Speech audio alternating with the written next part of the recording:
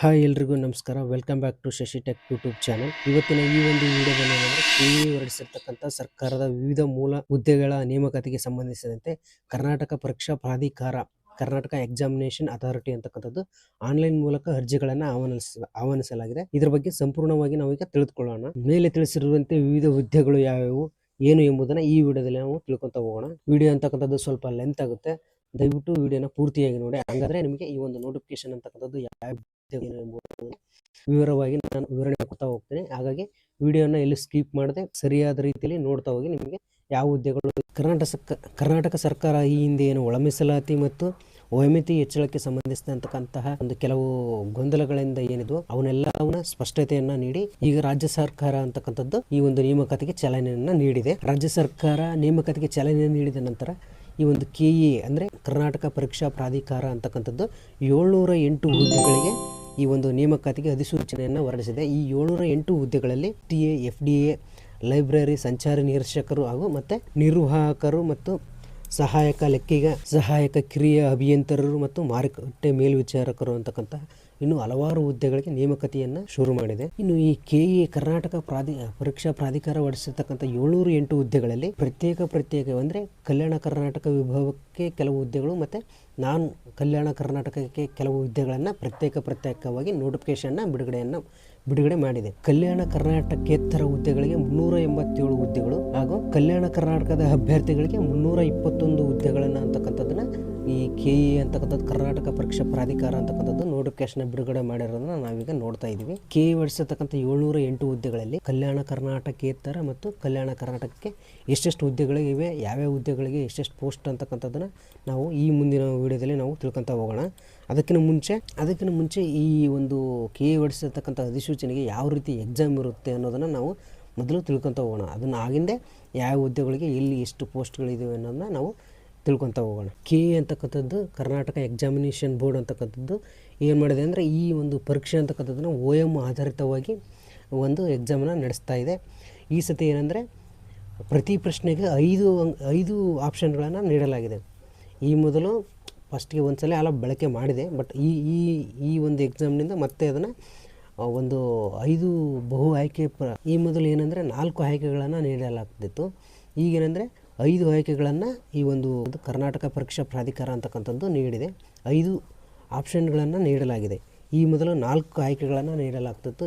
ಈ ಒಂದು ಎಕ್ಸಾಮ್ನಲ್ಲಿ 5 ಆಯ್ಕೆಗಳನ್ನು ನೀಡಲಾಗ್ತದೆ.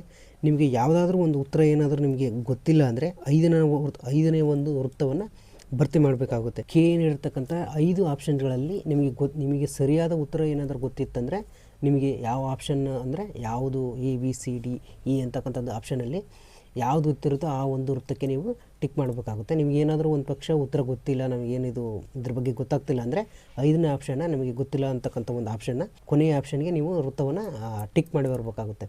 ನೀವೇನಾದರೂ ಒಂದು ಪಕ್ಷ ಆ ಒಂದು ಕೊನೆಯ ಒಂದು ನಿಮಗೆ ಗೊತ್ತಿಲ್ಲ ಅಂತಂದು ಯಾವುದೇ ಒಂದು ಆಪ್ಷನ್ ನನಗೆ ಗೊತ್ತಿಲ್ಲ, ಈ ಕ್ವಶನ್ ನಾನು ಅಟೆಂಡ್ ಮಾಡೋಕ್ಕಾಗ್ತಿಲ್ಲ ಅಂತಕ್ಕಂಥ ಒಂದು ಪಕ್ಷದಲ್ಲಿ ಕೊನೆಯ ಒಂದು ಆಪ್ಷನ್ ಇರುತ್ತೆ 5ನೇದು, ಅದಕ್ಕೆ ನೀವು ಟಿಕ್ ಮಾಡಿ ಬರಬೇಕಾಗುತ್ತೆ. ನೀವು ಹಾಗೆ ಏನಾದರೂ ನಮಗೆ ಗೊತ್ತಿಲ್ಲ ಇದನ್ನು ಹಂಗೆ ಬಿಟ್ಟು ಬಂದರೆ ನೀವು ಎಷ್ಟು ಬಿಟ್ಟು ಬಂದಿರ್ತೀರೋ, ನೀವು ಕ್ವಶನ್ನಲ್ಲಿ ಎಷ್ಟು ಬಿಟ್ಟು ಬಂದಿರುತ್ತೋ ಅಷ್ಟು ಅಂದರೆ ನೀವು ಎಷ್ಟು ಕ್ವಶನ್ಸ್ನ ನೀವು ಅಟೆಂಡ್ ಮಾಡಿದೆ ಹಂಗೆ ನೀವು ಕೊನೆಯ ಆಪ್ಷನ್ನ ನಿಮಗೆ ಉತ್ತರ ಗೊತ್ತಿಲ್ಲದ ಪಕ್ಷದಲ್ಲಿ ಕೊನೆಯದಾಗಿರ್ತಕ್ಕಂಥ ಒಂದು ಆಪ್ಷನ್ನ ನೀವು ಟಿಕ್ ಮಾಡಿ ಬರಬೇಕಾಗುತ್ತೆ. ನೀವೇನಾದರೂ ಟಿಕ್ ಮಾಡಿದೆ ಹಾಗೆ ಬಂದಿದ್ದರೆ ನೀವು ಎಷ್ಟು ಹಾಗೆ ಬಿಟ್ಟು ಬಂದಿರ್ತೀರೋ ಅಷ್ಟು ಅಂದರೆ 4 ಪ್ರಶ್ನೆಗಳಿಗೆ 1 ಅಂಕ ಕಡಿತದಂತೆ ನೀವು ಎಷ್ಟು ಬಿಟ್ಟು ಬಂದಿರ್ತೀರೋ ಅಷ್ಟು ಅಂಕಗಳು ಅಂತಕ್ಕಂಥದ್ದು ಕೆಇಎ ಅವರು ಕಡಿತಗೊಳಿಸ್ತಾರೆ ಅಂತಕ್ಕಂಥದ್ದನ್ನು ನೀವಿಲ್ಲಿ ಅರ್ಥ ಮಾಡ್ಕೋಬೇಕಾಗುತ್ತೆ. ಹಾಗಾಗಿ ಏನಂದರೆ ಕೆಇಎ ಸ್ಪಷ್ಟಪಡಿಸ್ತಕ್ಕಂಥದ್ದು ಏನಂದರೆ 5 ಆಪ್ಷನ್ಗಳಲ್ಲಿ ನಿಮಗೆ ಸರಿಯಾದ ಉತ್ತರ ಗೊತ್ತಿದ್ದರೆ ಆ ಒಂದು ಯಾವ ಆಪ್ಷನ್ ಇದೆ ABCD ಆ ಆಪ್ಷನ್ನಲ್ಲಿ ನಿಮ್ಗೆ ಯಾವ ಉತ್ತರ ಸನ್ನಿಹಿಸ್ತಾ ಆ ಒಂದು ಆಪ್ಷನ್ಗೆ ನೀವು ಟಿಕ್ ಮಾಡಿ.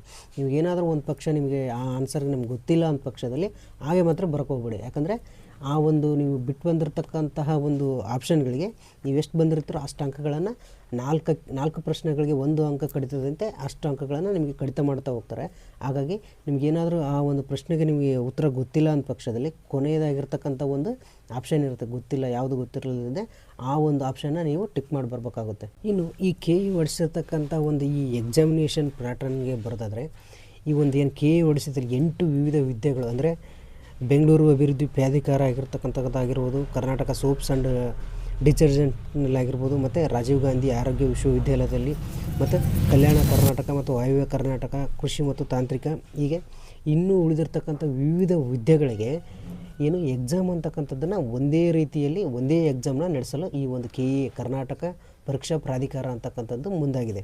ಅಂದರೆ ಈಗ ಮೇಲಿನ ಈ ಹುದ್ದೆಗಳೇನಿವೆಯಲ್ಲ, ಆ ಒಂದು ಎಲ್ಲ ಹುದ್ದೆಗಳಿಗೂ ಸಹಿತ ಸಪ್ರೇಟಾಗಿ ಇನ್ನು ಯಾವುದೇ ಒಂದು ಪರೀಕ್ಷೆಗಳನ್ನು ನಡೆಸ್ತಾ ಇಲ್ಲ. ಈ ಎಲ್ಲ ಹುದ್ದೆಗಳಿಗೂ ಸಹಿತ ಒಂದೇ ಒಂದು ಎಕ್ಸಾಮನ್ನು ನಡೆಸಲು ಈ ಒಂದು KE ಅಂತಕ್ಕಂಥದ್ದು ಮುಂದಾಗಿದೆ. ಈ KE ಅಂತಕ್ಕಂಥದ್ದು ಅಭ್ಯರ್ಥಿಗಳಿಗೆ ಗೊಂದಲ ಆಗಬಾರ್ದು ಅನ್ನೋ ಒಂದು ಹಿತದೃಷ್ಟಿಯಿಂದ ಏನಂದರೆ ಈ ಎಲ್ಲ ಮೇಲಿನ 8 ಹುದ್ದೆಗಳಿಗೂ ಸಹಿತ ಒಂದೇ ರೀತಿಯಾಗಿರ್ತಕ್ಕಂಥ ಎಕ್ಸಾಮ್ನ ನಡೆಸಲು ಈ ಒಂದು KE ಅಂತಕ್ಕಂಥದ್ದು ಮುಂದಾಗಿದೆ. ಏನಿದು ಒಂದೇ ಎಕ್ಸಾಮ್ನ ನಡೆಸ್ತಾ ಇದ್ದಾರೆ, ಎಲ್ಲ ಹುದ್ದೆಗಳು ಒಂದೇ ರೀತಿ ಎಕ್ಸಾಮ್ ಇರುತ್ತೆ ಅನ್ನೋದ್ರ ಬಗ್ಗೆ ನೀವು ತಲೆ ಕೆಡಿಸ್ಕೊಳಕ್ಕೆ ಹೋಗಬೇಡಿ. ಯಾಕಂದರೆ ಒಂದೇ ರೀತಿ ಪಠ್ಯಕ್ರಮ ಇರ್ತಕ್ಕಂಥ ಒಂದು ಪರೀಕ್ಷೆಯನ್ನು ನಡೆಸಿ ಇಲಾಖೆಗೆ ಆ ಒಂದು ಮೆರಿಟ್ ಆಧಾರದ ಮೇಲೆ ಒಂದು ಮೆರಿಟ್ ಲಿಸ್ಟನ್ನು ಒಂದು ಬಿಡುಗಡೆ ಮಾಡ್ತಾರೆ. KE ಅಂತಕ್ಕಂಥದ್ದು ಎಲ್ಲ ಹುದ್ದೆಗಳಿಗೂ ಸಹಿತ ಒಂದೇ ಒಂದು ಪರೀಕ್ಷೆಯನ್ನು ನಡೆಸಿ ಮೆರಿಟ್ ಆಧಾರದ ಮೇಲೆ ನಿಮ್ಮ ಒಂದು ಎಕ್ಸಾಮ್ನಲ್ಲಿ ನಡೆದಿರ್ತಕ್ಕಂಥ ಪರೀಕ್ಷೆ ಆಧಾರದ ಮೇಲೆ ಮೆರಿಟ್ ಲಿಸ್ಟ್ ಅಂತಕ್ಕಂಥನ KE ಬಿಡುಗಡೆ ಮಾಡುತ್ತೆ. ಹಾಗಾಗಿ ನೀವೇನು ಗೊಂದಲಕ್ಕೆ ಒಳಗಾಗದೆ ನೀವು ಇವಾಗಿಂದಲೇ ನಿಮ್ಮ ಸ್ಟಡಿನ ಸ್ಟಾರ್ಟ್ ಮಾಡಿ. ಯಾಕಂದರೆ ಡಿಸೆಂಬರ್ ಎಂಡಲ್ಲಿ ಇಲ್ಲಾಂದರೆ ಜನವರಿ ಎಕ್ಸಾಮನ್ನು ಕಂಡಕ್ಟ್ ಮಾಡ್ತಕ್ಕಂಥ ಒಂದು ಸ್ಟಾರ್ಟಿಂಗ್ನಲ್ಲಿ ಈ ಒಂದು ಎಕ್ಸಾಮ್ನ ಕಂಡಕ್ಟ್ ಮಾಡ್ಬೋದು ಅಂತ KE ಅವರು ತಿಳಿಸಿದ್ದಾರೆ. ಹಾಗಾಗಿ ನೀವು ಎಕ್ಸಾಮ್ ಬಗ್ಗೆ ಹೆಚ್ಚು ಗಮನ ಕೊಡಿ, ಸ್ಟಡಿನ ನೀವು ಕಂಟಿನ್ಯೂ ಮಾಡಿ. ಇನ್ನು ಈ KE ಅಂತಕ್ಕಂಥದ್ದು ಕರ್ನಾಟಕ ಪರೀಕ್ಷಾ ಪ್ರಾಧಿಕಾರ ನಡೆಸ್ತಕ್ಕಂಥ ಒಂದು ಸ್ಪರ್ಧಾತ್ಮಕ ಪರೀಕ್ಷೆಗೆ ಎಕ್ಸಾಮ್ ಸೆಂಟರ್ಗಳನ್ನು ನಾವು ನೋಡೋದಾದರೆ ಇಲ್ಲಿ ನೀವು ನೋಡ್ತಾ ಇರ್ಬೋದು ಅಫಿಷಿಯಲ್ ವೆಬ್ಸೈಟ್ನಲ್ಲಿ ಬೆಂಗಳೂರು ಪರೀಕ್ಷಾ ಕೇಂದ್ರಗಳು. ಬೆಂಗಳೂರು ಅಂತಕ್ಕಂಥದ್ದು, ಮೈಸೂರು, ದಾವಣಗೆರೆ, ದಕ್ಷಿಣ ಕನ್ನಡ, ಶಿವಮೊಗ್ಗ, ಬೆಳಗಾವಿ, ಧಾರವಾಡ, ಬಳ್ಳಾರಿ ಮತ್ತು ಕೊಪ್ಪಳ ಹಾಗೂ ವಿಜಯಪುರ, ತುಮಕೂರು ಮತ್ತು ಕಲಬುರಗಿ ಕೇಂದ್ರಗಳಲ್ಲಿ ಪರೀಕ್ಷೆಗಳನ್ನು ನಡೆಸಲಾಗುತ್ತೆ. ಆಮೇಲೆ ಇಲ್ಲಿ ನೋಟಿಫಿಕೇಶನ್ ನೀವು ಕೆಳಗಡೆ ನೋಡ್ತಾ ಇರ್ಬೋದು, ಆಡಳಿತಾತ್ಮಕ ಉದ್ದೇಶದಿಂದ ಜಿಲ್ಲಾ ಪರೀಕ್ಷಾ ಕೇಂದ್ರಗಳನ್ನು ಈ ಒಂದು ಬದಲಾವಣೆ ಮಾಡತಕ್ಕಂಥದ್ದನ್ನು ಸಹಿತ ಈ KE ಅಥಾರಿಟಿಗೆ ಸಂಬಂಧಪಟ್ಟಿರುತ್ತೆ. ಹಾಗಾಗಿ ಈ ಪರೀಕ್ಷಾ ಕೇಂದ್ರಗಳನ್ನು ಏನು ಮೇಲೆ ಕಾಣಿಸ್ತಿರ್ತಕ್ಕಂತಹ ಒಂದು ಎಕ್ಸಾಮ್ ಸೆಂಟರ್ಗಳನ್ನು KE ಅಂತಕ್ಕಂಥದ್ದು KE ಅಥಾರಿಟಿ ಅಂತಕ್ಕಂಥದ್ದು ಮಾಡ್ಬೋದಾಗಿದೆ. ಆಮೇಲೆ ಈ KE ಅವರು ತಿಳಿಸಿರುವಂತೆ ಎಕ್ಸಾಮ್ಗೆ ಅಟೆಂಡ್ ಆಗಬೇಕಾದ್ರೆ ನಿಮ್ಮ ಹತ್ರ ಈ ಒಂದು ಆಲ್ ಟಿಕೆಟ್ ಅಂತಕ್ಕಂಥದ್ದು ಏನು ನೀವು ಡೌನ್ಲೋಡ್ ಮಾಡ್ಕೊಂಡಿರ್ತೀರಲ್ಲ, ಆ ಒಂದು ಆಲ್ ಟಿಕೆಟ್ ಅಂತಕ್ಕಂಥದ್ದು, ಮತ್ತು ನೀವೊಂದು ಗೌರ್ಮೆಂಟ್ ಪ್ರೂಫ್ ಆಗಿ ಯಾವುದಾದ್ರೂ ಒಂದು ಆಧಾರ್ ಕಾರ್ಡ್ ಆಗಿರ್ಬೋದು, ಪಾನ್ ಕಾರ್ಡ್ ಆಗಿರ್ಬೋದು, ಮತ್ತು ವಾಹನ ಚಲಾವಣೆ ಪರವಾಗಿ ಅಂತಕ್ಕಂಥದ್ದಾಗಿರ್ಬೋದು, ಈ ಒಂದು ಡಾಕ್ಯುಮೆಂಟ್ಗಳನ್ನು ಈ ಒಂದು ಎಕ್ಸಾಮ್ ಸೆಂಟ್ರಿಗೆ ನೀವು ತಗೊಂಡು ಹೋಗ್ಬೇಕಾಗುತ್ತೆ. ಆಮೇಲೆ ಇಲ್ಲಿ ನೀವು ಕೆಳಗಡೆ ನೋಡ್ತಾ ಇರ್ಬೋದು KE ಒಂದು ಈ ಅಧಿಸೂಚನೆಯಲ್ಲಿ ಕಡ್ಡಾಯ ಕನ್ನಡ ಪರೀಕ್ಷೆ ಅಂತಕ್ಕಂಥದ್ದನ್ನು ಇಲ್ಲಿ ಕಂಡಕ್ಟ್ ಮಾಡಲಾಗಿದೆ. ಈ SLC ಮತ್ತು ತತ್ಸಮಾನ ವಿದ್ಯಾರ್ಹತೆಯಲ್ಲಿ ಕನ್ನಡ ಭಾಷೆಯನ್ನು ಪ್ರಥಮ ಅಥವಾ ದ್ವಿತೀಯ ಭಾಷೆಯನ್ನಾಗಿ ವ್ಯಾಸಂಗ ಮಾಡಿರ್ತಕ್ಕಂಥ ಅಭ್ಯರ್ಥಿಗಳು ಕರ್ನಾಟಕ ಪರೀಕ್ಷಾ ಪ್ರಾಧಿಕಾರ ಅಥವಾ ಕರ್ನಾಟಕ ಲೋಕಸೇವಾ ಆಯೋಗದಿಂದ ನಡೆಸಲಾಗುವ ಕಡ್ಡಾಯ ಕನ್ನಡ ಪರೀಕ್ಷೆಯಲ್ಲಿ ಉತ್ತೀರ್ಣರಾದಲ್ಲಿ ಕಡ್ಡಾಯ ಕನ್ನಡ ಪರೀಕ್ಷೆಯಿಂದ ವಿನಾಯಿತಿಯನ್ನು ನೀಡಲಾಗುತ್ತೆ. ಈ ಒಂದು ಕಡ್ಡಾಯ ಕನ್ನಡ ಎಕ್ಸಾಮ್ಗೆ ಅಟೆಂಡ್ ಆಗತಕ್ಕಂಥ ಅವಶ್ಯಕತೆ ಇಲ್ಲ. ಇನ್ನುಳಿದವರು ಈ ಒಂದು ಕಡ್ಡಾಯ ಕನ್ನಡ ಪರೀಕ್ಷೆಗೆ ಹಾಜರಾಗಬೇಕು. ಹಾಗೆಯೇ 150 ಅಂಕಗಳಿಗೆ 50 ಅಂಕಗಳನ್ನು ಕಡ್ಡಾಯವಾಗಿ ತಗೊಳ್ಳೇಬೇಕು. ಇಲ್ಲಾಂದರೆ ಈ ಒಂದು ಹುದ್ದೆಗಳಿಗೆ ಅವರು ಅನರ್ಹರಾಗಿರ್ತಾರೆ. ಇನ್ನೇನೆಂದರೆ ಈ ಒಂದು ಕಡ್ಡಾಯ ಕನ್ನಡ ಪರೀಕ್ಷೆಯಲ್ಲಿ ನೀವೇನು ಪಾಸಾಗಿರ್ತೀರಲ್ಲ, ಈ ಒಂದು ಅಂಕಗಳನ್ನು ನಿಮ್ಮ ಈ ಒಂದು ಹುದ್ದೆಗಳ ಆಯ್ಕೆಗೆ ಈ ಒಂದು ಅಂಕಗಳನ್ನು ಪರಿಗಣಿಸೋದಿಲ್ಲ. ಈ ಒಂದು ಕಡ್ಡಾಯ ಕನ್ನಡ ನಿಮ್ಮ ಒಂದು ಈ ಹುದ್ದೆಗಳಿಗೆ ಈ ಒಂದು ಅಂಕಗಳನ್ನು ಪರಿಗಣಿಸೋದಿಲ್ಲ. ಇನ್ನು ಈ KE ಹೊಡಿಸ್ತಿರ್ತಕ್ಕಂಥ 708 ಹುದ್ದೆಗಳಿಗೆ ಶೈಕ್ಷಣಿಕ ಒಂದು ವಿದ್ಯಾರ್ಹತೆಯನ್ನು ನೋಡೋದಾದರೆ, ಎಜುಕೇಷನ್ ಕ್ವಾಲಿಫಿಕೇಷನನ್ನು ನೋಡೋದಾದರೆ, ಪ್ರಥಮ ದರ್ಜೆ ಸಹಾಯಕ ಅಂದರೆ FDA ಅಂತಕ್ಕಂಥ ಒಂದು ಹುದ್ದೆಗಳಿಗೆ ಈ ಕಾನೂನು ವೃತ್ತಿ ಸ್ಥಾಪಿಸಲ್ಪಟ್ಟಿರ್ತಕ್ಕಂಥ ಒಂದು ವಿಶ್ವವಿದ್ಯಾಲಯದಿಂದ ಯಾವುದಾದ್ರೂ ಒಂದು ಪದವಿಯನ್ನು ಪಡ್ಕೊಂಡಿರಬೇಕಾಗುತ್ತೆ ಈ ಒಂದು FDA ಅಂತಕ್ಕಂಥ ಒಂದು ಹುದ್ದೆಗೆ. ಇನ್ನು ಕೆಳಗಡೆ ನಾವು STA ಅಂದರೆ ಸೆಕೆಂಡ್ ಡಿವಿಷನ್ ಅಸಿಸ್ಟೆಂಟ್ ದ್ವಿತೀಯ ದರ್ಜೆ ಸಹಾಯಕ ಅಂತಕ್ಕಂಥ ಒಂದು ಹುದ್ದೆಗೆ PUC ಅಥವಾ ದ್ವಿತೀಯ PUC ಅಥವಾ ತತ್ಸಮಾನ ಹುದ್ದೆ ಅಂದರೆ 3 ವರ್ಷಗಳ ಡಿಪ್ಲೊಮೊ ಅಥವಾ 2 ವರ್ಷಗಳ ITI ಕೋರ್ಸ್ಗಳನ್ನು ಮುಗಿಸಿರ್ತಕ್ಕಂತಹ ಒಂದು ಅಭ್ಯರ್ಥಿಗಳಿಗೆ ಈ ಒಂದು ಸೆಕೆಂಡ್ ಡಿವಿಷನ್ ಅಸಿಸ್ಟೆಂಟ್ STA ಅಂತಕ್ಕಂಥ ಹುದ್ದೆಗಳಿಗೆ ಅರ್ಹರಾಗಿರ್ತಾರೆ. ಇನ್ನು ಈ ನಿರ್ವಾಹಕ ಹುದ್ದೆಗಳಿಗೆ ಸಂಬಂಧಿಸಿದಂತೆ PUC ಮತ್ತು 3 ವರ್ಷಗಳ ಡಿಪ್ಲೊಮೊ ಕೋರ್ಸ್ನನ್ನು ಇಲ್ಲಿ ಈ ಒಂದು ಹುದ್ದೆಗೆ ಅರ್ಹರಾಗಿರ್ತಾರೆ. ಹಾಗೆಯೇ ಈ ಮಾನ್ಯತೆ ಹೊಂದಿರುವ ಮೋಟಾರ್ ವಾಹನ ಕಂಡಕ್ಟರ್ ಪರವಾನಗಿ ಮತ್ತು ಬ್ಯಾಡ್ಜನ್ನು ಹೊಂದಿರತಕ್ಕಂಥ ಈ ಒಂದು ನಿರ್ವಾಹಕ ಹುದ್ದೆ ಅಂತಕ್ಕಂಥದ್ದಕ್ಕೆ ಒಂದು ಲೈಸೆನ್ಸನ್ನು ಪಡೆದಿರತಕ್ಕಂಥದ್ದು ಅವಶ್ಯಕವಾಗಿದೆ. ನಾವು ತೆಳಗಡೆ ಸ್ಕ್ರೋಲ್ ಮಾಡ್ತಾ ನೋಡ್ತಾ ಇರ್ಬೋದು. ಇನ್ನು ಹಲವು ಹುದ್ದೆಗಳಿಗೆ ಹಲವು ರೀತಿಯ ಒಂದು ವಿದ್ಯಾರ್ಹತೆಯನ್ನು ಇಲ್ಲಿ KE ಅಂತಕ್ಕಂಥದ್ದು ನಿಗದಿಪಡಿಸಿದೆ. ಉದಾಹರಣೆಯಲ್ಲಿ ಸಹಾಯಕ ಲೆಕ್ಕ ಅಂತಕ್ಕಂಥ ಒಂದು ಹುದ್ದೆಗೆ ಕಾನೂನು ಮೂಲಕ ಸ್ಥಾಪಿಸಲಾದ ವಿಶ್ವವಿದ್ಯಾಲಯದಿಂದ ವಾಣಿಜ್ಯ ವಿಭಾಗದಲ್ಲಿ 3 ವರ್ಷಗಳ ಬ್ಯಾಚುಲರ್ ಪದವಿಯನ್ನು ಹೊಂದಿರತಕ್ಕದ್ದು. ಆಮೇಲೆ ಕಂಪ್ಯೂಟರ್ ಜ್ಞಾನವನ್ನು ಸಹಿತ ಹೊಂದಿರತಕ್ಕಂಥದ್ದು ಅವಶ್ಯಕವಾಗಿದೆ. ಹೀಗೆ ಇನ್ನೂ ಕೆಲವು ಹುದ್ದೆಗಳಿಗೆ ಅದರದ್ದೇ ಆಗಿರ್ತಕ್ಕಂಥ ಒಂದು ನಿರ್ದಿಷ್ಟವಾಗಿರ್ತಕ್ಕಂಥ ಕೆಲವು ಕೋರ್ಸ್ಗಳನ್ನು ನಾವು ಇಲ್ಲಿ ಪಾಸ್ ಮಾಡಿರ್ತಕ್ಕಂಥವ್ರು ಆ ಹುದ್ದೆಗಳಿಗೆ ಒಂದು ಅರ್ಹರಾಗಿರ್ತಾರೆ. ಹಾಗೆ ಮುಂದುವರೆದು ಅಂತಕ್ಕಂಥದ್ದು ಅಧಿಸೂಚನೆಯಲ್ಲಿ ತಿಳಿಸಿರುವಂತೆ ಈ ಮೇಲ್ಕಂಡ ಹುದ್ದೆಗಳಿಗೆ ಸಂಬಂಧಪಟ್ಟ ವಿದ್ಯಾರ್ಥಿಯನ್ನು ಹೊರತುಪಡಿಸಿ ಮತ್ಯಾವುದೇ ವಿದ್ಯಾರ್ಥಿಯನ್ನು ಹೊಂದಿದ್ದು ಅರ್ಜಿಯನ್ನು ಅಂತಕ್ಕಂಥದ್ದು ನಿಗದಿಪಡಿಸಿರ್ತಕ್ಕಂಥ ವಿದ್ಯಾರ್ಥಿಯನ್ನು ಹೊರತುಪಡಿಸಿ ಮತ್ಯಾವುದೇ ವಿದ್ಯಾರ್ಥಿಯ ಮೇಲೆ ನಾವು ಅರ್ಜಿಯನ್ನು ಸಲ್ಲಿಸಿದ್ದೆ ಈ ಒಂದು ಕರ್ನಾಟಕ ಪರೀಕ್ಷಾ ಪ್ರಾಧಿಕಾರ ಅಂತಕ್ಕಂಥದ್ದು ಈ ಏನು ಅಪ್ಲಿಕೇಶನ್ನ ರಿಜೆಕ್ಟ್ ಮಾಡಿದರೆ ಈ ಒಂದು ಕರ್ನಾಟಕ ಪ್ರಾಧಿಕಾರ ಅಂತಕ್ಕಂಥದ್ದು ಈ ಕರ್ನಾಟಕ ಪರೀಕ್ಷಾ ಪ್ರಾಧಿಕಾರ ಇದಕ್ಕೆ ಜವಾಬ್ದಾರಿ ಆಗಿರುವುದಿಲ್ಲ. ಹಾಗಾಗಿ ನೀವು ಕರೆಕ್ಟಾಗಿ ನೋಟಿಫಿಕೇಷನ್ನ ನೋಡಿಕೊಂಡು ಆ ಹುದ್ದೆಗಳಿಗೆ ಯಾವ್ಯಾವ ಹುದ್ದೆಗಳಿಗೆ ಯಾವ್ಯಾವ ಕ್ವಾಲಿಫಿಕೇಷನ್ ಇದೆ ಅನ್ನೋದನ್ನು ನೋಡಿಕೊಂಡು ನಾವು ಅರ್ಜಿಯನ್ನು ಸಲ್ಲಿಸಬೇಕಾಗಿರುತ್ತೆ. ಇನ್ನು ಈ ಒಂದು ಕೆ ಎ ಹೊಡಿಸಿರ್ತಕ್ಕಂಥ ಒಂದು ನೋಟಿಫಿಕೇಷನ್ ಈ ಕೆ ಎ ಹೊಡಿಸಿರ್ತಕ್ಕಂಥ ಒಂದು ಹುದ್ದೆಗಳಿಗೆ ಸಂಬಂಧಿಸಿದಂತೆ ವಯೋಮಿತಿಯನ್ನು ನೋಡೋದಾದರೆ ಅರ್ಜಿಯನ್ನು ಸ್ವೀಕರಿಸಲು ನಿಗದಿಪಡಿಸಿದ ದಿನಾಂಕದಂದು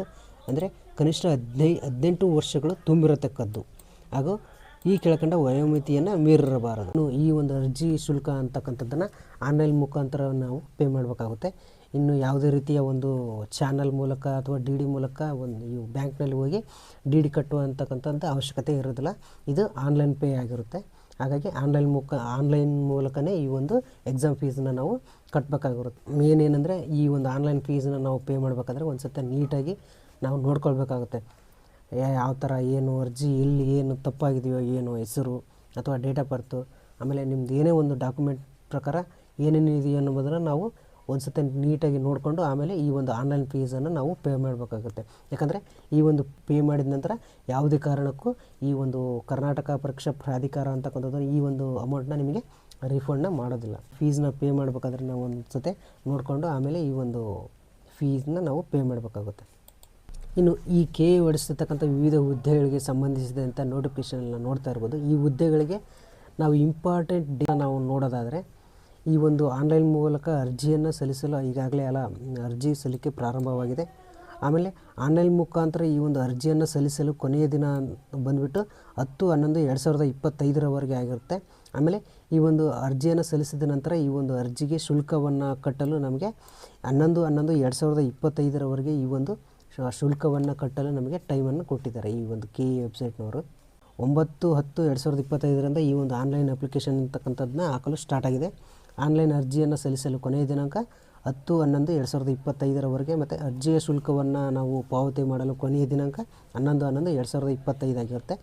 ಆಮೇಲೆ ಈ ಸ್ಪರ್ಧಾತ್ಮಕ ಪರೀಕ್ಷೆಯ ವೇಳಾಪಟ್ಟಿಯನ್ನು ಕರ್ನಾಟಕ ಪರೀಕ್ಷಾ ಪ್ರಾಧಿಕಾರ ಅಂತಕ್ಕಂಥದ್ದು ಈ ಒಂದು ಎಕ್ಸಾಮ್ಗೆ ಸಂಬಂಧಿಸಿರ್ತಕ್ಕಂತಹ ಒಂದು ಎಕ್ಸಾಮ್ಸ್ ಡೇಟನ್ನು ಆಗಿರ್ಬೋದು ಮತ್ತು ಅದಕ್ಕೆ ಸಂಬಂಧಪಟ್ಟಿರ್ತಕ್ಕಂಥ ವಿವಿಧ ಹುದ್ದೆಗಳಿಗೆ ಸಂಬಂಧಿಸಿರ್ತಕ್ಕಂಥ ಒಂದು ಯಾವುದೇ ಒಂದು ಮಾಹಿತಿಯನ್ನು ಸಹ ಒಂದು ಕರ್ನಾಟಕ ಪರೀಕ್ಷಾ ಮತ್ತು ಪ್ರಾಧಿಕಾರ ಅಂತಕ್ಕಂಥ ಒಂದು ಕೆ ಎ ವೆಬ್ಸೈಟ್ನಲ್ಲಿ ಯಾವುದೇ ಒಂದು ಮಾಹಿತಿ ಇದ್ದರೂ ಸಹಿತ ಈ ಒಂದು ವೆಬ್ಸೈಟ್ನಲ್ಲಿ ನಮಗೆ ಮಾಹಿತಿಗಳನ್ನು ನೀಡ್ತಾ ಹೋಗುತ್ತೆ. ಇದಿಷ್ಟು ಆಗಿತ್ತು ಇವತ್ತಿನ ಒಂದು ಕೆ ಎ ಹೊಡಿಸಿರ್ತಕ್ಕಂಥ ನೋಟಿಫಿಕೇಷನ್ ಪ್ರಕಾರ ಯಾವ ಹುದ್ದೆಗಳು ಅಂತಕ್ಕಂಥದ್ದು.